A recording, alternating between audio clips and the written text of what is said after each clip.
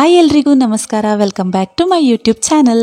Last ವಿಡಿಯೋದಲ್ಲಿ ನಾನು ಹೇಳಿದ್ದೆ ಕುಕ್ಕೆ ಸುಬ್ರಹ್ಮಣ್ಯದಲ್ಲಿರುವಂತಹ 2 ಮುಖ್ಯ ದೇವಸ್ಥಾನಗಳನ್ನು ಬಿಟ್ಟು ಉಳಿದಿರುವಂತಹ ಕೆಲವು ದೇವಸ್ಥಾನಗಳ ಬಗ್ಗೆ ಮಾಹಿತಿ ಕೊಡ್ತೀನಿ ಅಂತ. ಸೊ ಇವತ್ತಿನ ವಿಡಿಯೋ ಇದರ ಬಗ್ಗೆನೇ. ಇವಾಗ ನೀವಿಲ್ಲಿ ನೋಡ್ತಾ ಇರೋದು ಅಗ್ರಹಾರ ಶ್ರೀ ಸೋಮನಾಥೇಶ್ವರ ದೇವಸ್ಥಾನ.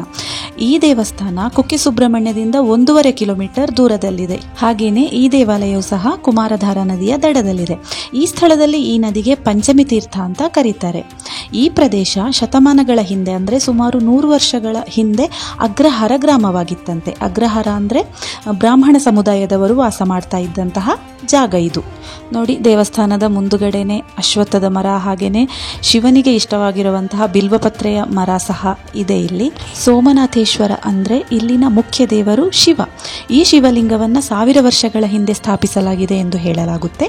2001ರಲ್ಲಿ ಈ ದೇವಸ್ಥಾನ ಜೀರ್ಣೋದ್ಧಾರಗೊಂಡಿದೆ. ಹಾಗೆಯೇ ಇದು ಸುಬ್ರಹ್ಮಣ್ಯ ಮಠದ ಅಂದರೆ ಸಂಪುಟ ಶ್ರೀ ಲಕ್ಷ್ಮೀ ನರಸಿಂಹ ಮಠದ ಆಡಳಿತಕ್ಕೆ ಒಳಪಟ್ಟಿರುವಂತಹ ದೇವಸ್ಥಾನ. ನಾವು ಒಂದು 4 ಗಂಟೆ ಸುಮಾರಿಗೆ ಹೋಗಿದ್ವಿ. ಇಲ್ಲಿ ನೋಡಿ, ಯಾರೂ ಇರಲಿಲ್ಲ, ಜನರು ಯಾರು ಅಷ್ಟೊಂದು ಇರಲಿಲ್ಲ. ಅಷ್ಟೊಂದು ಅನ್ನೋದಕ್ಕಿಂತ ಯಾರೂ ಇರಲಿಲ್ಲ, ನಾವು ಮಾತ್ರ ಇದ್ದಿದ್ವು ಅಲ್ಲಿ.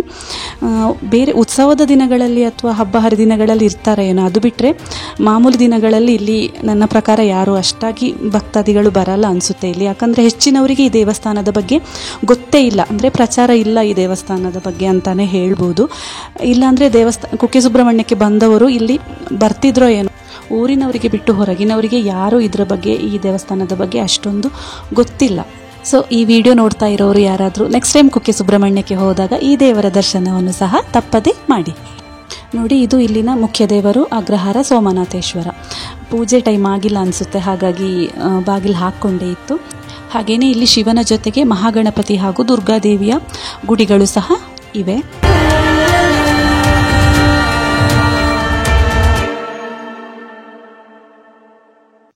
ಈ ದೇವಸ್ಥಾನದ ಪಕ್ಕದಲ್ಲೇ ಸುಬ್ರಹ್ಮಣ್ಯ ಮಠದ ಸ್ವಾಮಿಗಳ ವೃಂದಾವನವನ್ನು ಸಹ ನಾವು ಕಾಣಬಹುದು. ನಾವು ವಿಸಿಟ್ ಮಾಡಿದ್ವಿ ಅಲ್ಲಿ, ಆದರೆ ಅದರದ್ದು ನಾನು ವಿಡಿಯೋ ಎಲ್ಲ ಏನು ಮಾಡಿಲ್ಲ. ಒಟ್ಟು ಇಲ್ಲಿ 30 ಸ್ವಾಮೀಜಿಗಳ ಸಮಾಧಿ ಇದೆ ಅಂತೆ. ಸಮಾಧಿ ಅಂತ ಹೇಳಲ್ಲ, ಅವರ ಅಂದರೆ ಸಮಾಧಿಗೆ ವೃಂದಾವನ ಅಂತಲೇ ಹೇಳೋದು. ಅವುಗಳನ್ನು ನಾವು ಇಲ್ಲಿ ಈ ದೇವಸ್ಥಾನದ ಪಕ್ಕದಲ್ಲೇ ನಾವು ಅದನ್ನು ನೋಡ್ಬೋದು.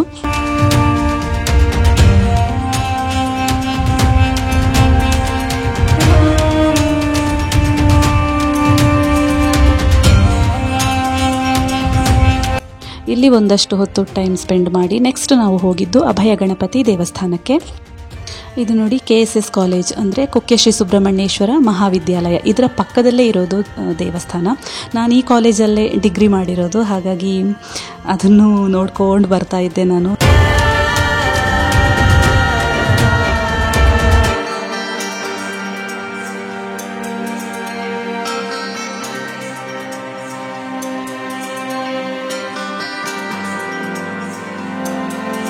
ನೋಡಿ, ಇಲ್ಲಿ ಕಾಣ್ತಾ ಇದೆ ಅಲ್ವಾ, ಇದೇ ಅಭಯ ಗಣಪತಿ ದೇವಸ್ಥಾನ.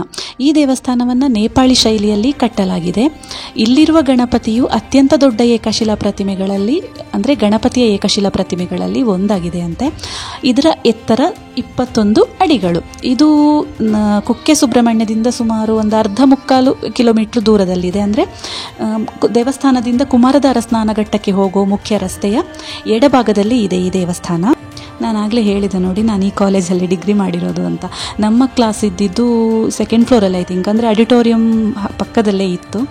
ಫ್ರೀ ಟೈಮಲ್ಲೆಲ್ಲ ಇದ್ದಾಗ ನಾವು ಮೇಲ್ಗಡೆ ಬಂದು ನಿಂತ್ಕೊಂಡು ನೋಡ್ತಾ ಇದ್ವಿ ಈ ದೇವಸ್ಥಾನಕ್ಕೆ. ಯಾರೆಲ್ಲ ಬಂದು ಹೋಗೋರೆಲ್ಲ ಇರ್ತಾರಲ್ವ, ಅವರನ್ನೆಲ್ಲ ನೋಡ್ತಾ ಇದ್ವಿ ನಾವು. ಅಲ್ಲಿ ನಿಂತ್ಕೊಂಡು ಟೈಮ್ ಪಾಸ್ ಮಾಡ್ತಾ ಇದ್ವಿ. ನನಗೆ ಇವಾಗಲೂ ನೆನಪಿದೆ ಅದೆಲ್ಲ.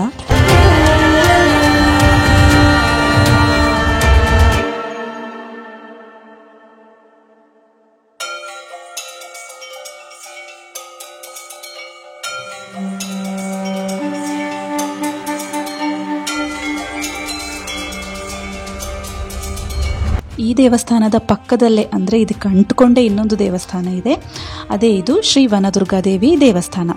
ಈ ದೇವಸ್ಥಾನವನ್ನು ಸಾಂಪ್ರದಾಯಿಕ ಶೈಲಿಯಲ್ಲಿ, ಅಂದರೆ ಕೆಂಪು ಕಲ್ಲುಗಳನ್ನು ಬಳಸಿಕೊಂಡು ಕಟ್ಟಲಾಗಿದೆ.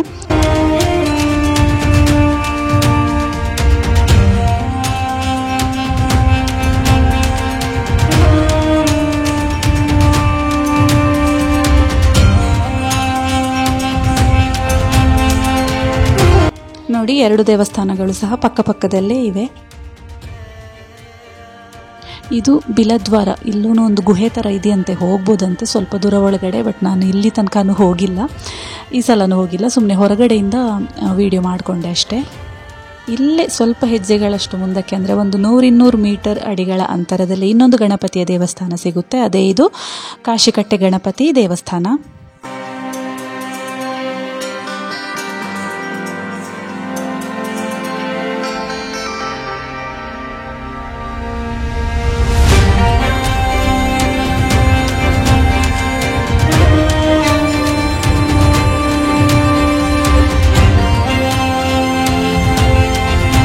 ಇಲ್ಲಿ ಗಣಪತಿ ಮಾತ್ರ ಅಲ್ಲದೆ ಆಂಜನೇಯನ ಗುಡಿ ಸಹ ಇದೆ.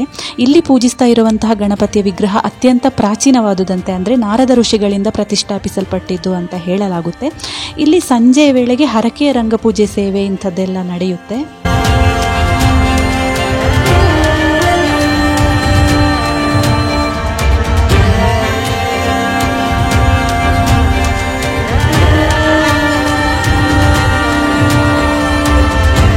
ಈ ದೇವರ ದರ್ಶನ ಮುಗಿಸ್ಕೊಂಡು ನೆಕ್ಸ್ಟ್ ನಾವು ಹೋಗಿದ್ದು ಅಭಯ ಆಂಜನೇಯ ಸ್ವಾಮಿ ದೇವಸ್ಥಾನಕ್ಕೆ. ಇದು ಸಹ ಅಷ್ಟೇ ಅಲ್ಲೇ ಪಕ್ಕದಲ್ಲೇ ಇದೆ.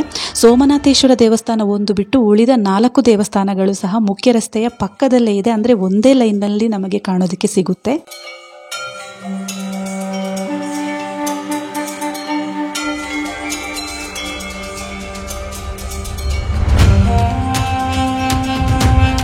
ಇವಿಷ್ಟು ದೇವರುಗಳ ದರ್ಶನ ಮುಗಿಸ್ಕೊಂಡು ನಾವಿವಾಗ ವಾಪಸ್ ಮನೆ ಕಡೆಗೆ ಹೋಗ್ತಾ ಇದ್ದೀವಿ.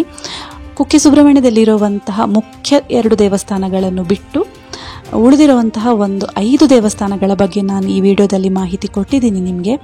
ಇವಿಷ್ಟಲ್ಲದೆ ಇನ್ನೂ ಕೆಲವೊಂದಿಷ್ಟು ದೇವಸ್ಥಾನ ಇದೆ ಇಲ್ಲಿ. ಅದರ ಬಗ್ಗೆ ನಾನು ನೆಕ್ಸ್ಟ್ ಟೈಮ್ ಊರಿಗೆ ಹೋದಾಗ ನಿಮಗೆ ತಿಳಿಸ್ಕೊಡ್ತೀನಿ.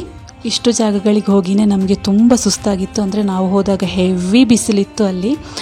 ಇವಾಗ ಮಳೆ ಬರ್ತಾ ಇದೆ, ಒಂದು 4-5 ಮಳೆ ಬಂತು ನಾವು ಈ ಕಡೆ ಬಂದ ಮೇಲೆ. ಆವಾಗಂತೂ ತುಂಬ ಬಿಸಿಲಿತ್ತು, ಅಲ್ಲದೆ ಟೈಮ್ ಬೇರೆ ಆಗಿತ್ತು. ಹಾಗಾಗಿ ನಾವು ಕೆಲವು ಕಡೆ ವಿಸಿಟ್ ಮಾಡೋಕ್ಕಾಗಿಲ್ಲ. ನೋಡೋಣ ನೆಕ್ಸ್ಟ್ ಟೈಮ್. ಸೊ ಇದಾಗಿತ್ತು ಇವತ್ತಿನ ವಿಡಿಯೋ. ನೆಕ್ಸ್ಟ್ ವಿಡಿಯೋದಲ್ಲಿ ಇಲ್ಲೇ ಅಂದರೆ ಸುಬ್ರಹ್ಮಣ್ಯದಲ್ಲೇ ಒಂದು ಪಾರ್ಕ್ ಇದೆ, ಸಾಲುಮರದ ತಿಮ್ಮಕ್ಕ ಉದ್ಯಾನವನ ಅಂತ, ಅದರ ಬಗ್ಗೆ ಆಗಿರುತ್ತೆ. ಈ ವಿಡಿಯೋ ಇಷ್ಟ ಆಗಿದ್ರೆ ಲೈಕ್ ಮಾಡಿ, ಶೇರ್ ಮಾಡಿ, ಕಮೆಂಟ್ ಮಾಡಿ. ಹಾಗೆಯೇ ಫಸ್ಟ್ ಟೈಮ್ ವಿಡಿಯೋ ನೋಡ್ತಾ ಇರೋರು ಸಬ್ಸ್ಕ್ರೈಬ್ ಮಾಡ್ಕೊಳ್ಳಿ ಅಂತ ಹೇಳ್ತಾ ನೆಕ್ಸ್ಟ್ ವಿಡಿಯೋದಲ್ಲಿ ಮತ್ತೆ ಸಿಗ್ತೀನಿ. ಅಲ್ಲಿವರೆಗೂ take care, keep supporting and bye.